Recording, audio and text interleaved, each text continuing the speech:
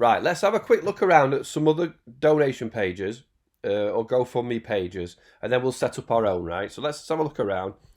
It's heartbreaking if you look into a few of these, but let's just go down to the bottom and have a look. Like, Mexborough is... Oh, so these are all the ones near me, right?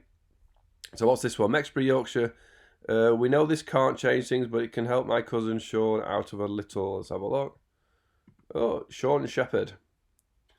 Ashley Robbins, we know it's kind of Shawn a little bit of the next few months, a bit easier. So anyone want to help Shawn and Lindsay, feel free. He's now in a coma after an accident as hard-working kid. So Shawn's in a coma, and they've asked their friends to raise some money towards it. Doesn't say why. Obviously, it's a personal thing. And then the friends have donated. So this is what's going to donate, right? Well, I would say if you're looking at this and you're thinking I need something trivial, but then you look at other GoFundMe pages, don't compare yourself to somebody else's situation. So that's somebody in a coma asking for £1,000, probably to help the family out, right? If you're a YouTuber and you need to buy a new camera and you're not making any money, and you want to say, I want to make my videos better, but I need to buy a $500 camera. It would be great to, if you could help me buy it, perfect, right? Don't worry about asking for that. Your fans, likes, followers, they will choose whether you're worthy or whether it's something they want to help you out with, right? So don't worry too much. There are a lot of people on here, and a lot of things that are being promoted will be people with serious illnesses, right? You're not taking away from these people, right? Your friend Dave isn't going to Shawn's page in Mexborough if you live in America to help him with, because he's in a coma, right? So, oh God, what are we on here?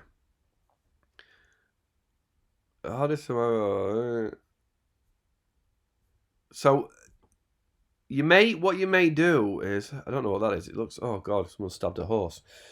God, you gotta love living near me, ain't you?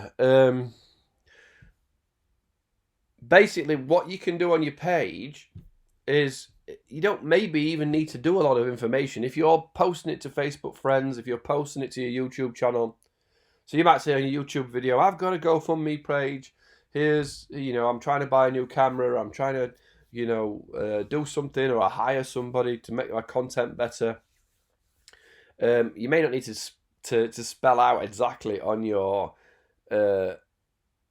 GoFundMe page exactly what's happening, because wherever you've sent them from, people understand, right? So you don't have to worry. What I'm saying is you don't have to worry that you're not a great writer or a great salesperson on the page itself, right? Right, so they weren't great examples, but let's look at some coronavirus stuff specifically, because this is sort of why I thought of doing it. Start a fundraiser, donate to coronavirus, and you'll see a lot of people starting to put things. There'll be a lot of businesses maybe struggling, a lot of houses looking for, meals. Here we go, Board of South England emergency funding. Coronavirus is causing some disruption with Pony Pals bookings. We ultimately could lead to a permanent closure of Pony Pals if we cannot raise some funds to keep the team going through these uncertain times. So it looks like they take ponies to dementia patients or to elderly, and they obviously can't do that at the minute. And they're asking for £2,000, and they've had 35 donations. So that is sort of, if you're struggling with anything coronavirus related, it is definitely the right time to start something for your business or in person. Brighton, get Annie home. Annie did her family and family because flights are due to get cancelled.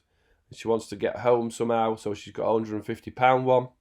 So there's a lot of different things that you can use it for, right? But all you're going to do is set it up and obviously share it with your network, right?